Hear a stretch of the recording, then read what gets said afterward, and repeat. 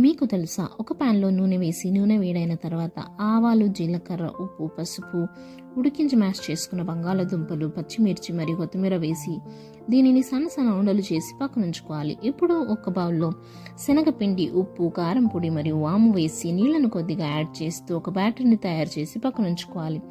ఇప్పుడు డీప్ ఫ్రైకి సరిపడేంత నూనెను వేడి చేసి నూనె వేడైన తర్వాత అప్పుడే తయారు చేసి పక్కన ఉంచుకున్న మిశ్రమాల్లో బంగాళదుంపల ఉండలను వేసి కోట్ చేసి వీడియోలో చూపినట్టు వేసి 1 నిమిషం వదిలేసి తర్వాత తిప్పి 2 వైపులు గోల్డెన్ బ్రౌన్ కలర్ వచ్చేంత వరకు ఫ్రై చేసి తీసుకోవాలి.